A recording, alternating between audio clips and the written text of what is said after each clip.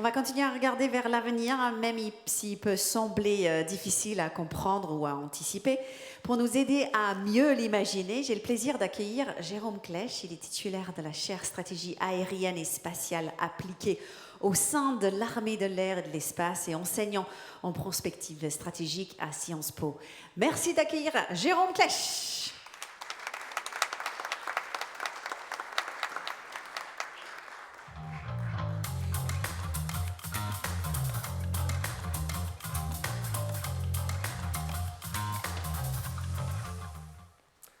Bonjour à tous et à toutes. Faisant écho à l'intervenant d'avant, je vais vous donner l'occasion, la chance de vous ennuyer. Pourquoi ? Parce que nous sommes dans une université quand même, la Cato de Lille. Voilà. Donc vous m'autoriserez à avoir une approche un peu sorbonique et vous lire quelques éléments parfois, en espérant vous inspirer de temps en temps, ici et là, et vous n'échapperez pas à un plan évidemment en 3 parties. Mais avant ça, quand même, prenons une seconde d'introspection. On a bien vu quand même qu'on cherchait à innover pour la souveraineté pour innover, les deux finalement, l'avers et le revers d'une même médaille. C'est pas facile. Qu'est-ce qui nous empêche d'innover et d'avoir des innovations stratégiques ? La peur parfois, les intervenants d'avant le disaient, la peur de s'exposer, la peur d'être jugé, la peur peut-être de voir. Il n'est pas exclu que le principal ennemi en matière d'innovation stratégique et de souveraineté, eh bien, vous l'ayez en face de vous chaque fois que vous regardez dans le miroir. Alors en fait, en termes de souveraineté et d'innovation, ce qui nous menace, ce qui représente un défi, pour être plus exact, ce n'est peut-être pas tant la Chine, les États-Unis ou que sais-je encore, mais plutôt notre manque de lucidité parfois et notre manque aussi d'innovation stratégique. Nous subissons sans doute plus la complexité et l'incertitude, et nous la subissons plutôt que de savoir les retourner et l'une et l'autre en avantage. Parce que l'incertitude n'est pas une vue de l'esprit, la complexité non plus. J'entends dire souvent « Ah, c'est pas nouveau, la complexité, l'incertitude, les surprises stratégiques, il y en a toujours eu. » C'est pas vrai. C'est vrai et c'est pas vrai. Si vous prenez un index qui est l'index mondial de l'incertitude du FMI, et qui finalement est toujours le thermomètre depuis quand même pas mal de temps, eh bien il nous montre quoi ? Il nous montre une gaussienne, mais plus une gaussienne, vous savez, comme dans les belles courbes mathématiques, comme ça, avec un centre bien identifié. Non, une gaussienne tout aplatie, avec des risques comme ça aux deux bords extrêmes du spectre qui finalement trouvent leur voie et se concrétisent, voilà, et nous surprennent. Voilà. Et donc cette incertitude n'est pas une vue de l'esprit. Et il faut la chevaucher. Et plutôt que de la considérer comme une faiblesse, elle devient, et elle est finalement fondamentalement un lieu d'émergence où les ruptures, les innovations, le réel se reconfigurent. Et pour en produire un élan, la prospective stratégique, entendue de l'intelligence économique, quand vous faites l'état de l'art d'une situation, à l'action, c'est-à-dire la guerre cognitive, qui est une facette importante, on y reviendra, de la guerre économique, en passant par l'idéation de scénarios à envisager, cette conception de la prospective stratégique, eh bien, elle doit vous permettre, elle procède d'abord d'un exercice de volonté. Et elle doit vous permettre de reprendre possession de l'avenir, mais à condition d'une chose. Et c'est la première peur vers laquelle il faut lutter, contre laquelle il faut lutter, c'est qu'il faut, dans cet exercice de volonté, vouloir voir.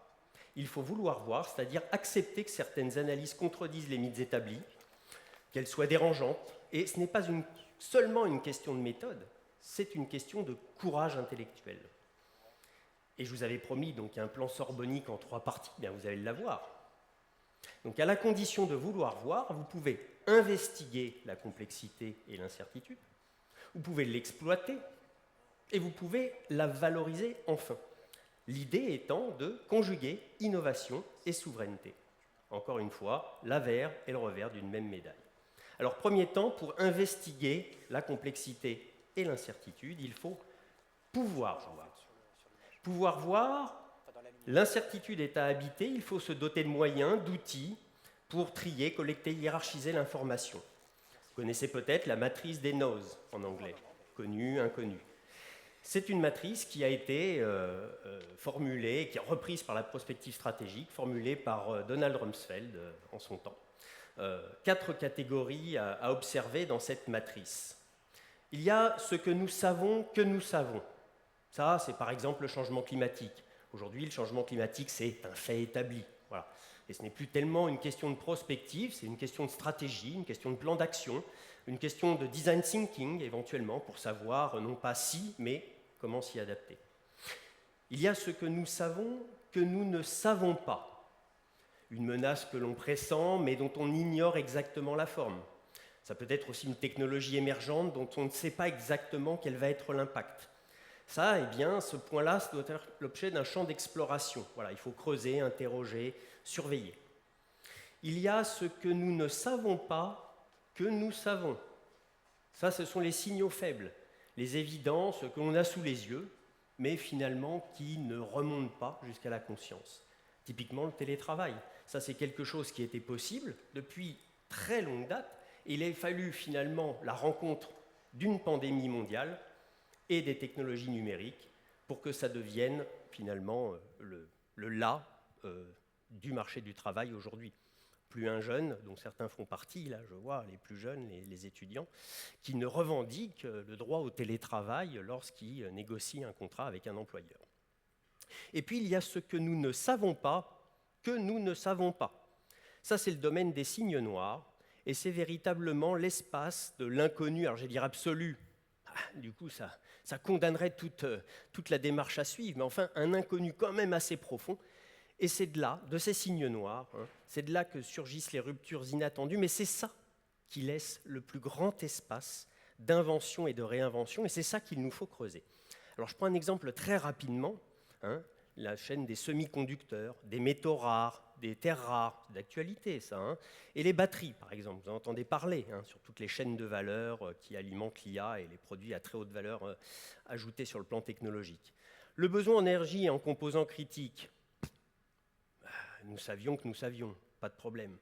La vulnérabilité géopolitique aux chaînes d'approvisionnement, nous savions que nous ne la connaissions pas précisément. J'attire votre attention sur un livre d'ailleurs qui s'appelle La guerre du métal de Jean-Wilfried Diefenbacher et qui a finalement un peu anticipé, puisque le livre arrive alors même que l'actualité se déchaîne autour de ce sujet-là, de cette problématique-là, et qui dépeint ça très très bien. Il y a des dépendances cachées à certaines architectures logicielles ou brevets. Ça, nous ne savions pas que nous le savions, parce que l'information existait. Mais elle n'était pas perçue dans un risque stratégique et dans toute sa complexité systémique, à la dernière précision près, si je puis dire. Et puis, il y a les ruptures physiques ou technologiques, j'en parlais, une innovation énergétique majeure ou une IA, je ne sais pas, capable de s'auto-concevoir de bout en bout. Voilà, sur les innovations énergétiques majeures, on y reviendra un peu plus loin. C'est cette dernière, finalement, catégorie où se trouvent les failles cognitives. Et c'est celles, je le disais, qui doivent nous inciter véritablement à voir autrement. Voilà. La lecture du présent, retenez ça, c'est vraiment une affaire, pas qu'une affaire de collecte d'informations, mais de changement de regard, de changement de perspective. Et l'intelligence économique, ici, devient intelligence perceptive. Ce qui nous amène à notre deuxième temps.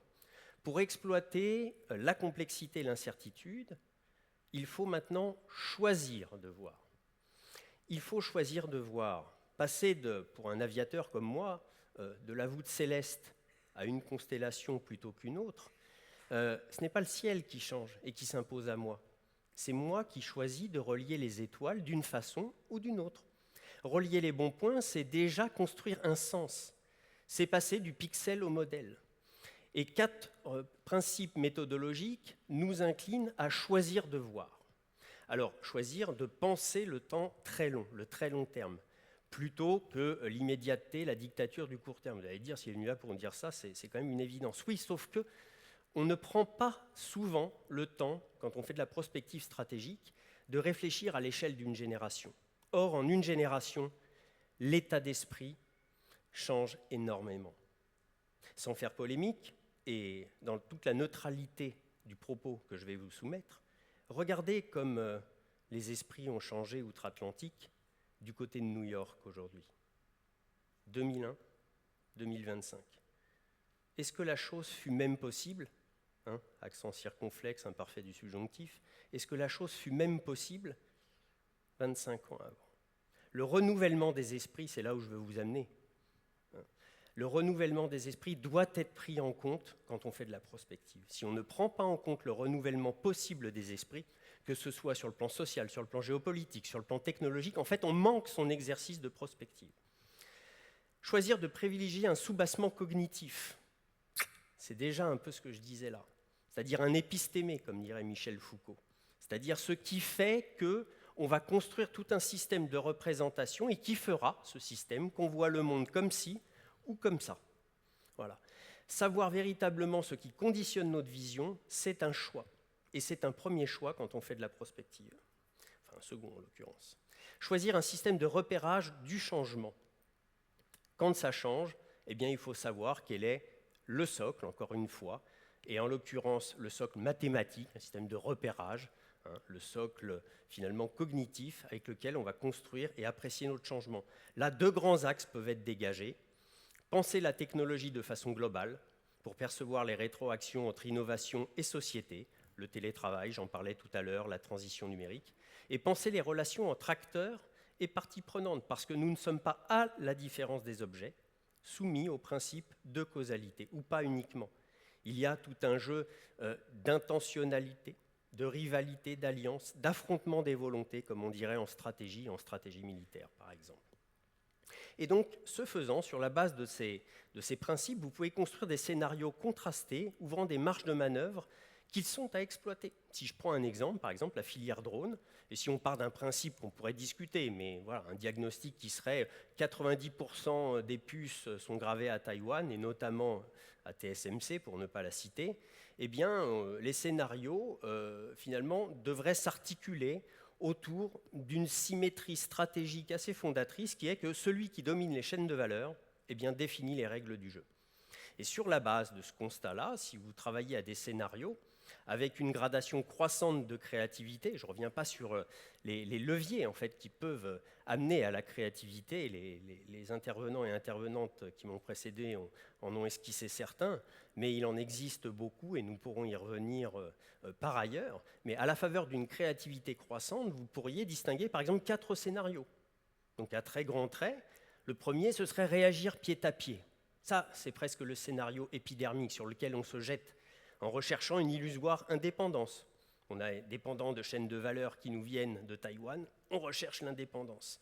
Mais elle est illusoire. Alors, effectivement, il y a le European Chips Act, il y a le Critical Material Act, qui visent tous les deux un cap de reconquête, et puis une autonomie immédiate. Mais ce n'est pas possible, ce ne sera pas une autonomie immédiate. Vous pouvez, à l'inverse, de façon plus flexible, maîtriser les dépendances en recherchant la modularité. Finalement, l'indépendance, qu'est-ce que c'est ?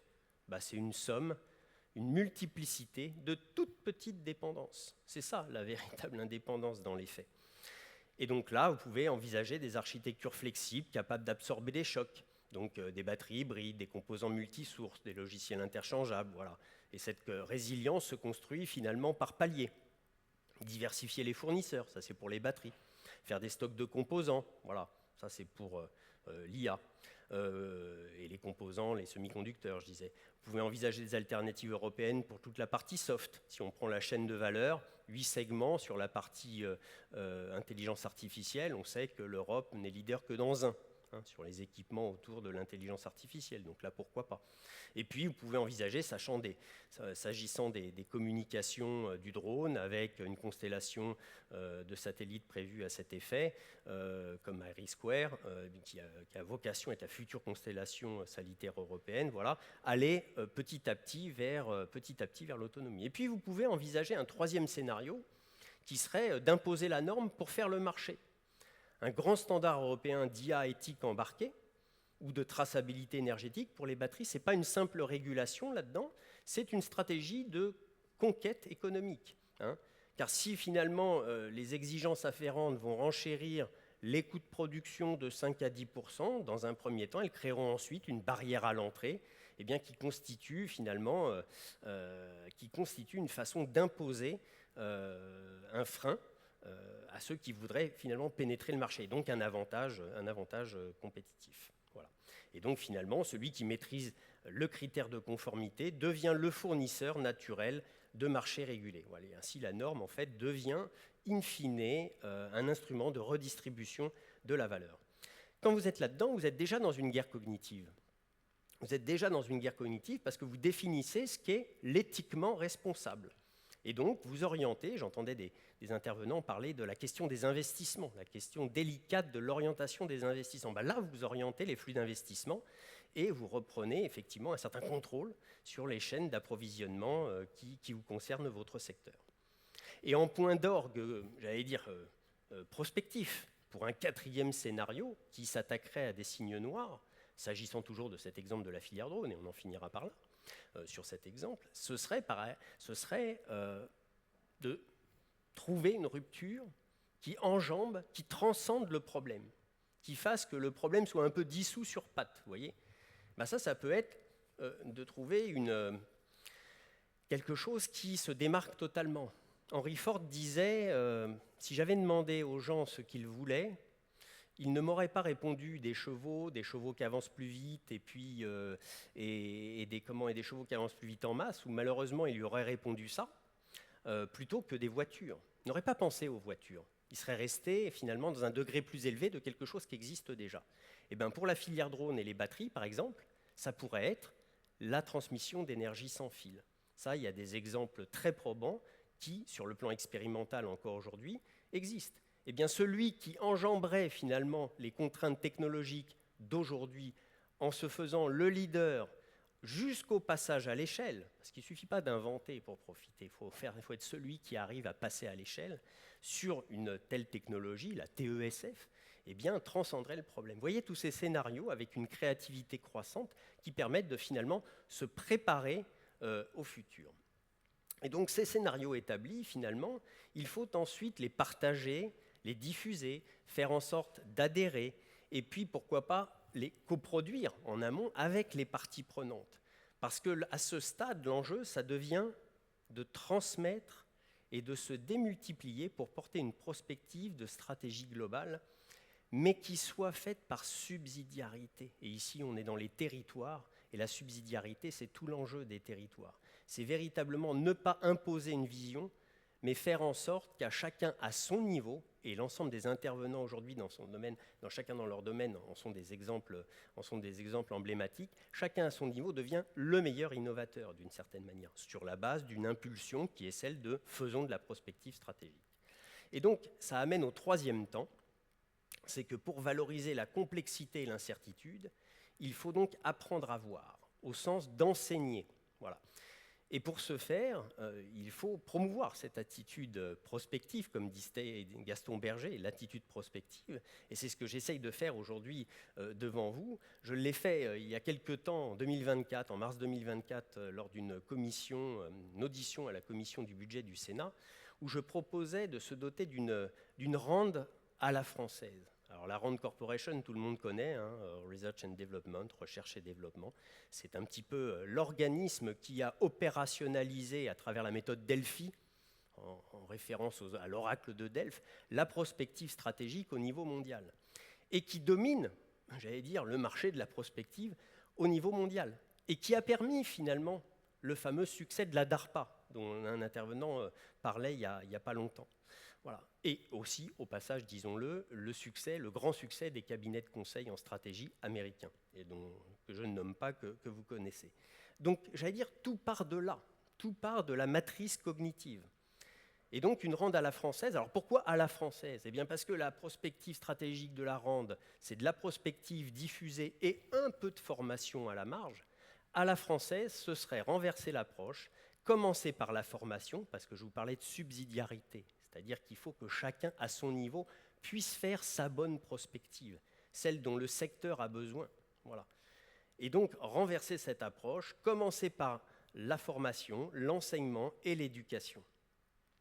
Alors, c'était ce que nous essayons de faire au niveau de l'Académie de défense de l'école militaire, qui est l'organisme central en matière de recherche et de développement du ministère des Armées. Et nous tentons de lancer une démarche de prospective stratégique où, sur un fondement méthodologique qui va nous servir à théoriser, à opérationnaliser, à transmettre la prospective stratégique, eh bien, de lancer ce moment de la prospective stratégique ou relancer ce moment de la prospective stratégique dans les armées et au-delà, parce que l'Acadème a vocation à s'ouvrir à l'extérieur. Son forum qui se tient de défense et de stratégie en fin mars, tous les ans, est très ouvert à la société civile. Voilà. Et sans trahir de secret, le 3 décembre prochain, à Paris, nous aurons l'occasion de présenter notre démarche méthodologique en termes de prospective stratégique. Et puis parce que finalement c'est en marchant qu'on apprend le mieux à marcher, nous commençons déjà à former des cadres et des cadres dirigeants à la prospective stratégique. Nous l'avons fait au bénéfice de l'Executive Master de l'École Polytechnique, avant la Toussaint, sur la base aérienne 107 de Villacoublay, où ils ont eu l'occasion de travailler à un sujet qui va se poser, qui est la saturation de la troisième dimension, et en l'occurrence, vu au prisme territorial du plateau de Saclay, qui, comme chacun le sait, est un plateau d'excellence qui recouvre des entreprises, des grandes écoles, des universités, des enceintes militaires, et où la question de la souveraineté du sol jusqu'à l'espace, jusqu'à 100 km, ne fera que se poser de façon toujours plus accrue. Et donc c'est le sens finalement de cette volonté d'une prospective stratégique qui serait incarnée, institutionnalisée par une rende à la française, voilà, qui permettrait d'œuvrer ainsi à renforcer notre souveraineté en se faisant la matrice cognitive de fabrique décentralisée du futur. Alors en définitive, vous le voyez, cet arc cognitif qui va de l'intelligence économique à la prospective stratégique jusqu'à la guerre cognitive, cet arc cognitif s'adosse à un art cognitif en ce que le défi revient finalement à la faveur d'une alchimie entre sciences, techniques, arts et métiers, à revoir. Revoir, voir à nouveau, autrement, avec de nouveaux yeux. Revoir d'abord ce que doit être la guerre économique. C'est viser plutôt une stratégie dite océan bleu qu'océan rouge, c'est-à-dire plutôt que d'œuvrer dans un bassin de piranhas où la concurrence est accrue et on essaye de survivre comme on peut et de performer, choisir finalement une stratégie océan bleu qui vise à créer de nouveaux espaces stratégiques à la faveur d'idéation et finalement où il y a encore assez peu de compétiteurs. C'est tout le succès que vous connaissez de Tesla, SpaceX, Starlink et Neuralink qui nous a été présenté par Giovanna précédemment. Revoir ensuite, c'est notre approche de la prospective stratégique. Il ne s'agit pas, s'il y avait une chose à retenir, de prédire le futur, mais de le préparer, voilà, et de le préparer en le préemptant idéalement, de sorte à entraîner les autres, que j'écris en italique, finalement dans le même espace cognitif et à voir le monde avec une vision qui est celle que nous souhaitons promouvoir. Et puis revoir enfin, c'est comprendre que les leviers finalement du futur sont à rechercher dans une vision plutôt renouvelée du présent, plutôt que de se projeter comme ça, de façon dans un déséquilibre avant vers l'avenir. Et cet arc cognitif, eh bien, il se referme en même temps que l'arc cognitif boucle sur nous-mêmes. Parce que comme vous le voyez, en fait, tout tient dans une phrase, c'est que nous façonnons nos outils d'analyse et les outils d'analyse nous façonnent en retour, de sorte que le sens et la technique finissent par se codéterminer d'une certaine manière. Et c'est pourquoi il faut se doter d'un nouveau compas pour élargir le cadre du pensable. Alors j'en suis conscient, cette conclusion revêt quelques accents un peu ésotériques. C'est la raison pour laquelle je vous convie le 21 janvier prochain à Paris cette fois, pour celles et ceux qui le souhaitent, ouvrir le débat, échanger sur le sujet, penser le futur, ou plutôt penser les manières de penser le futur, et d'une certaine façon, de le faire, pour citer Antoine de Saint-Exupéry. Je vous remercie de votre attention. Merci beaucoup, Jérôme Klech. Je me permets de citer votre livre « La prospective stratégique » aux éditions Hermann. Vanessa, quelle est la suite du programme ? Écoute, on va accueillir un artiste.